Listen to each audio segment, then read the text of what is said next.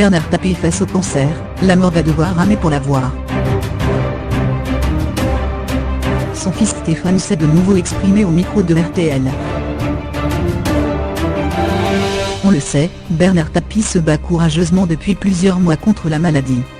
Atteint d'un cancer de l'estomac, l'homme de 75 ans a subi une lourde intervention en janvier, et devrait prochainement reprendre la chimiothérapie, lorsque son état de santé se sera stabilisé.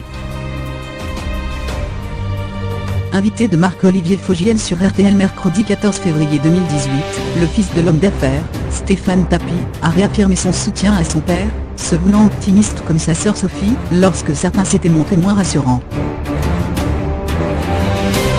Le combat continue et le combat ne s'arrêtera pas. Mais oui, l'opération a été très lourde. Il n'y a pas à dramatiser une situation qui ne l'est pas. Il faut se calmer, il va bien, a confié celui qui évoque un processus logique de convalescence. Il se bat, on lâche rien.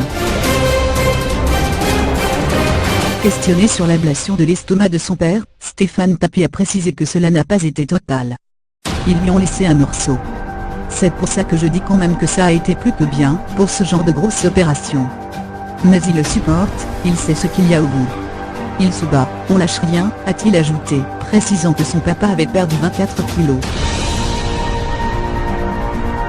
Le chemin à parcourir est donc long et difficile, mais tout le plan est uni autour de Bernard Tapie pour lui apporter toute la force nécessaire. Quant à la mort, elle est loin. Va falloir qu'elle rame si elle le veut.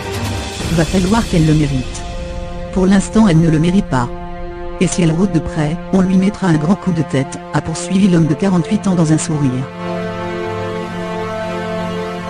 Stéphane Tapie a terminé son entretien en assurant que le cancer n'empêchait pas son papa de continuer ses affaires au quotidien. La maladie ne lui prend pas toute sa journée, la maladie le calme de temps en temps dans la journée. Il s'active, il bosse, et la maladie lui fait parfois « Eh oh, faut que tu ailles te reposer », et ça repart de plus belle. Mais c'est lui qui essaie de gérer la maladie, même si elle lui fait quelques petits picots de rappel de temps en temps, a-t-il conclu.